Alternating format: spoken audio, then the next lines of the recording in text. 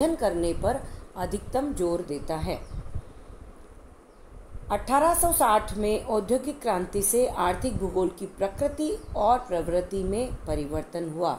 मनुष्य की आर्थिक क्रियाओं में जटिलताएं आने लगी। 19वीं और 20वीं सदी में जो इंडस्ट्रियलाइजेशन के साथ में ट्रांसपोर्टेशन का स्वरूप जुड़ा, जिसके कारण आयात निर्यात और ग्लोबलाइजेशन एक ग्लोबलाइज्ड इकोनॉमी के रूप में स्थापित होने लगा। इस प्रकार के वैज्ञानिक विकास से, इसके साथ साथ विभिन्न प्रकार की तकनीकों के उपयोग से, जैसे कि air photography, remote sensing, computer techniques एवं स्टैटिस्टिकल टेक्निक्स का भी उपयोग आर्थिक क्रियाओं के पैटर्न्स और प्रतिरूपों के विकास को निर्धारित करने में काम में लिया जाने लगा। इस प्रकार इस आर्थिक भूगोल के प्रकृति, दर्शन, उद्देश्य, अध्ययन विधि, लक्ष्य इत्यादि में रूपांतरण होता रहा। भूगोल के सिद्धांतों पर बहुत सारी शोध भी किए गए, पर जैसे जैसे मनुष्य के जीवन में इन आर्थिक क्रियाकलापों के स्वरूपों में परिवर्तन होता जाएगा, वैसे ही ये आर्थिक भूगोल के रीसेंट ट्रेंड्स हो जाएंगे, या हम उनको इस तरह से समझ सकते हैं। यहाँ सबसे पहले जो फर्स्ट पॉइंट हम देख पा रहे हैं, जो कि हम देख पा रहे हैं economic geography as interdisciplinary subject. वर्तमान में आर्थिक भूगोल एक अंतरानुशासनिक विषय के रूप में स्थापित हुआ है। इकोनॉमिक इंटरडिसिप्लिनरी, जहाँ पर अध्ययन किया जाता है, एक सिर्फ आर्थिक भूगोल प्राकृतिक और सामाजिक विज्ञानों से दोनों से ही पूर्णतः जुड़ा हुआ है, और इसे इसीलिए इंटरडिसिप्लिनरी सब्जेक्ट कहा जाता है। जैसा कि हम बताएं कि किसी भी आर्थिक क्रियाकलाप के स्थापित होने और उसकी प्रक्रिया को जानने के लिए वहाँ की वनस्पति, मृदा और जलवायु और फिजिकल एस्पेक्ट को समझना आवश्यक है। वहाँ पर मनुष्य के उद्योग, परिवहन, व्यापार, उनकी संस्कृति, उनकी टेक्नोलॉजिकल नॉलेज, इन सबको भी जानना आवश्यक है। यहाँ पर सेकंड पॉइंट हम देखेंगे integrated approach in economic studies. वर्तमान में आर्थिक अध्ययन से समाकलित उपागम इंटीग्रेटेड अप्रोच काम में ली जाने लगी है, जिसके अंतर्गत सिस्टमैटिक और रीजनल दोनों ही प्रकार के रिसर्च एवं स्टडीज़ को इम्पोर्टेंस दी जाती है। भूगोल में अध्ययन दो प्रकार के उपागमों से किया जाता है, जिसे एक को कहा जाता है क्रमबद्ध और दूसरे को कहा जाता है प्रादेशिक, यानी समय के अनुसार होने वाला परिवर्तन, और दूसरा है स्थान के अनुसार होने वाली विशिष्टताएं और परिवर्तन। तो वर्तमान में आर्थिक भूगोल में आर्थिक अध्ययन, उनके अन्वेषणों, विश्लेषणों को सम्मिलित किया जाता है। उसके साथ साथ पारिस्थितिकी का भी उसके साथ में जोड़ करके अध्ययन किया जाता है, जिसे कि इंटीग्रेटेड अप्रोच के रूप में जाना जाता है। थर्ड जो नवीन ट्रेंड्स हम कह सकते हैं, अप्लाइड अप्रोचेस इन इकोनॉमिक ज्योग्राफी। जैसा कि मैंने पिछली क्लास में भी कहा था कि आर्थिक भूगोल में व्यावहारिक उपक्रम भी काम में ले जाते हैं। जैसा कि व्यावहारिक आर्थिक भूगोल जिसे कहा जा सकता है कि आर्थिक भूगोल या आर्थिक क्रियाकलापों को मनुष्य के हित में कार्य में लिया जाए, मनुष्य के हित को सबसे पहले देखा जाए। विभिन्न जनांकिकी अध्ययन, ग्रामीण एवं नगरीय आर्थिक क्रियाओं का अध्ययन, विभिन्न इकोनॉमिक पॉलिसीज़ का अध्ययन, अर्थव्यवस्थाओं का अध्ययन किया जाए, लैंड यूज़ का, भूमि वर्गीकरण का अध्ययन किया जाए, भू संसाधनों का अध्ययन किया जाए, और इन सबको मनुष्य को केंद्र में रखते हुए और उसको स्पेस से जोड़ते हुए स्थान विशेष के संदर्भ में प्लानिंग के अंदर उसको काम में लिया जाए। इसके साथ ही वर्तमान में नवीन एक प्रवृत्ति और ऐड हुई है, जिसे कहा जाता है आर्थिक भूगोल में मात्राकरण, क्वांटिफिकेशन इन इकोनॉमिक ज्योग्राफी। वर्तमान में जो हमें आर्थिक भूगोल में विभिन्न प्रकार की स्टैटिस्टिकल्स मेथड का उपयोग किया जाने लगा है। इन मात्रात्मक विधियों के द्वारा नगर औद्योगिक केंद्रों के वितरण, उनकी स्थिति, उनके सहसंबंधों का विश्लेषण साइंटिफिक वैज्ञानिक तरीके से किया जाना संभव हो पा रहा है। आर्थिक भूगोल में विभिन्न तत्वों, फसलों के उत्पादन, व्यापार, वितरण के स्वरूप, मिट्टियाँ, जनसंख्या, खनन, उत्पादन इत्यादि को मात्रात्मक विधियों से अध्ययन करने की प्रवृत्ति का विकास हुआ है। नेक्स्ट जो भूगोल का हम ट्रेंड कह सकते हैं, मॉडल्स इन इकोनॉमिक ज्योग्राफी, आर्थिक भूगोल में प्रतिरूप।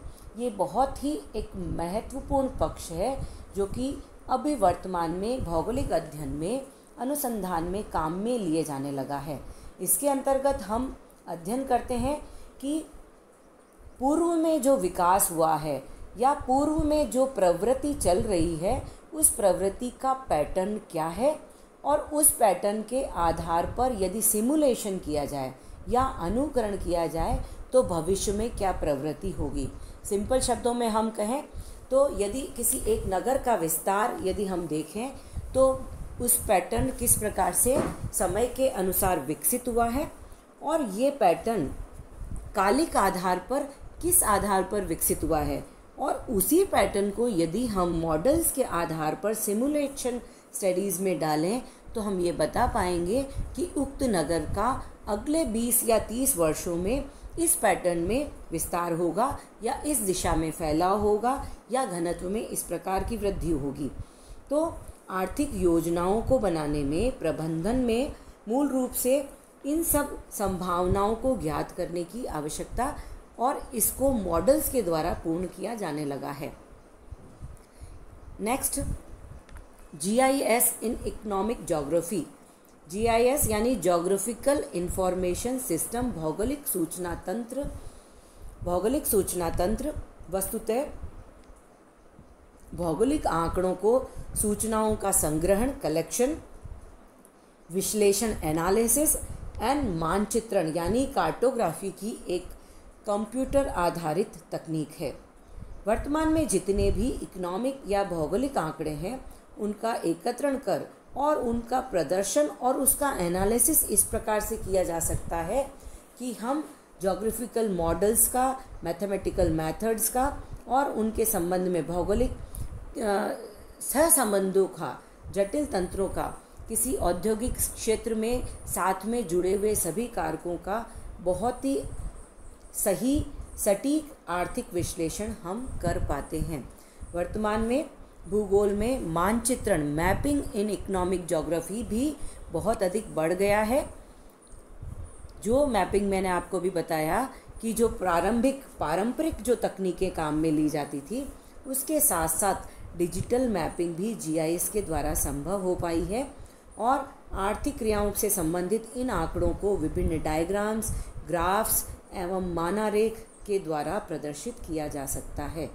एक कार्टोग्राफी की भूगोल में एक बहुत अधिक महत्ता है, जहाँ हम प्राकृतिक तथ्यों का, मानवीय तथ्यों का अध्ययन करते हैं, उसके साथ साथ ही इन आंकड़ों को विजुलाइज करना, उनको प्रदर्शित करना भी बहुत अधिक महत्वपूर्ण हो गया है। नेक्स्ट जो टॉपिक पॉइंट जो इसमें बहुत अधिक जोड़ा जाया गया है, जो मैंने आपको आर्थिक भूगोल की परिभाषा में भी स्पष्ट किया था कि इकोनॉमिक प्लानिंग, आर्थिक नियोजन भी बहुत अधिक महत्वपूर्ण है। वर्तमान में ह्यूमन बीइंग सेंटर्ड जो जितनी भी स्टडीज़ की जा रही हैं, उसमें आर्थिक भूगोल का प्राकृतिक घटनाओं के साथ जोड़ करके उन्हें नियोजन में कार्य का लेना और इन सभी सहसंबंधों का अध्ययन करना आर्थिक भूगोल में बहुत अधिक महत्वपूर्ण हो गया है। एक भूगोलवेत्ता भूमि उपयोग का सर्वेक्षण या मृदा सर्वेक्षण कार्य करता है, नगर के ग्रोथ की स्टडीज़ करता है, किसी भी टाउन प्लानिंग के बारे में बात करता है, तो ये सब रीजनल डेवलपमेंट के बारे में बहुत अधिक रीजनल प्लानिंग में सहयोगी होते हैं। इसी प्रकार से जो भी हमारे इकोनॉमिक रिसोर्सेज हैं, उनके उपयोग में, कृषि की योजनाओं में और औद्योगिक योजनाओं में इन स्पेशियल एनालिसिस का बहुत अधिक महत्व होता है। वर्तमान में आर्थिक भूगोल में एक नवीन प्रवृत्ति और भी है, ट्रेंड्स ऑफ स्पेशलाइजेशन। आर्थिक भूगोल में विशेषीकरण की प्रवृत्ति। अमेरिकन भूगोलवेत्ताओं ने अमेरिकन भूगोल सूची तथा सर्वेक्षण में इन तथ्यों का वर्णन करते हुए ये कहा कि आर्थिक भूगोल या भौगोलिक अध्ययन में विभिन्न शाखाओं का स्पेशलाइजेशन बढ़ता जा रहा है या ट्रेंड्स बढ़ते जा रहे हैं, जैसे कि परिवहन भूगोल, वाणिज्यिक भूगोल, कृषि संसाधन भूगोल, औद्योगिक भूगोल, प्राथमिक आवश्यकताओं का भूगोल। इसका तात्पर्य यह नहीं है कि भूगोल में समाकलित इंटीग्रेटेड अध्ययन नहीं किया जाता है, परंतु किसी विशेषक फैक्टर्स को लेकर के भी स्पेशलाइज्ड अध्ययन किया जा सकता है। जैसा कि एक डॉक्टर जो MBBS होता है, जिसे फिजिशियन कहा जाता है, वो संपूर्ण बॉडी का चेकअप करता है, संपूर्ण उसका ज्ञान करता है, परंतु हम ये जानते हैं कि स्पेशलिस्ट की भी हमें कितनी आवश्यकता होती है। यदि आपको ईयर स्पेशलिस्ट या आई स्पेशलिस्ट के पास जाना है तो वो डिटेल में उसका अध्ययन करता है। तो फर्स्ट अप्रोच हमारी होती है कि हम पहले फिजिशियंस के पास जाते हैं, वो हमें मार्गदर्शन देते हैं, तब हम स्पेशलिस्ट के पास में जाते हैं। रिसेंट टेक्निक से ही रिलेटेड जो नया एक अध्याय और भी जुड़ा है, जिसको कहा जाता है रिमोट सेंसिंग और aerial photography in economic geography. आर्थिक भूगोल में हवाई फोटोग्राफी एवं सुदूर संवेदन तकनीक का उपयोग, यह नवीनतम तकनीक का जो उपयोग करने से हम ऐसे क्षेत्रों में जो कि मनुष्य की पहुंच से दूर हैं, पहुंच से बाहर हैं, दलदली क्षेत्र हैं, इसके अलावा विपरीत मौसमी परिस्थितियों में भी हम आंकड़ों का एकत्रण कर पाते हैं। और आर्थिक भूगोलवेत्ता, वैज्ञानिक, ये सब मिलकर के पृथ्वी के वायुमंडल से अंतरिक्ष तक के आंकड़े, महासागरों के आंकड़े, महाद्वीपों के आंकड़े, वृहद सर्वेक्षण के आंकड़े इनसे एकत्रित कर पाते हैं।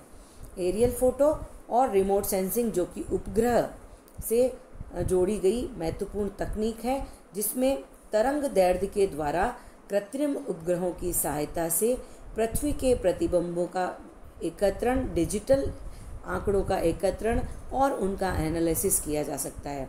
वर्तमान में भूमंडलीय वातावरण, भूमि उपयोग, प्राकृतिक संकट, आर्थिक भूगोल की वन संसाधन, वन मानचित्रण, दावानल पहचान, घास के स्थल, स्थानांतरण, कृषि इत्यादि कार्यों को बहुत ही आसानी से, सरलता से और एक्यूरेसी से किया जाना संभव हो पाया है। नेक्स्ट, ह्यूमन वेलफेयर इन इकोनॉमिक ज्योग्राफी। जैसा कि मैं पहले ही कहती आई हूँ कि पहले भूगोल में ये माना जाता था कि पृथ्वी के वर्णन का विज्ञान, फिर बाद में ये कहा गया कि पृथ्वी के वर्णन के साथ साथ विशिष्टीकरण, प्रादेशिकरण और विशिष्टताओं का अध्ययन, उसके साथ ये भी कहा गया कि मनुष्य के कल्याण में इन संसाधनों के उपयोग का अध्ययन। इस प्रकार से विश्व जिस डेवलप्ड और अंडर डेवलप्ड कंट्रीज़ में बढ़ चुका है, विकास के अलग अलग जो क्षेत्र, विकास के अलग अलग अपमानों पर विश्व बटा हुआ है। कोई देश बहुत अधिक गरीब है और विकसित देश बहुत अधिक अमीर है। संसाधनों का बहुत अधिक उपयोग और दोहन विकसित देशों के द्वारा किया जा रहा है और गरीब देशों के संसाधनों का भी अपहरण विकसित देशों के द्वारा किया जा रहा है। इसको हम यूँ भी कह सकते हैं कि हम ट्राइबल बेल्ट पे भी अब कब्जा कर रहे हैं। इस प्रकार से इन सभी तथ्यों का अध्ययन करते हुए आर्थिक भूगोल में मानव कल्याण का महत्व भी बढ़ जाता है कि जितनी भी आर्थिक घटनाएं हैं उनमें मनुष्य के अंतर्गत वितरण बराबर हो सके, संसाधनों का वितरण और दोहन, जिसको कहा जाता है सस्टेनेबल डेवलपमेंट, किया जा सके। Next, economic geography and sustainable development इसी से जुड़ा हुआ भाग है। हम मनुष्य के हित के साथ साथ यह भी बात कर रहे हैं कि पर्यावरण का बहुत अधिक नुकसान न हो। ओजोन अवक्षय, मरुस्थलीकरण का बढ़ना, मिट्टियों का खराब होना, ग्लोबल वार्मिंग, ये सब जो पारिस्थितिकी और मनुष्य की लिविंग या जीवन यापन की समस्याएं हैं, उसके लिए बहुत अधिक आवश्यक है कि सम विकास या सस्टेनेबल डेवलपमेंट किया जाए, जिसमें पर्यावरणीय विनाश भी कम से कम किया जाए, संसाधनों का उपयोग भी किया जाए। और यहाँ पर और भी महत्वपूर्ण है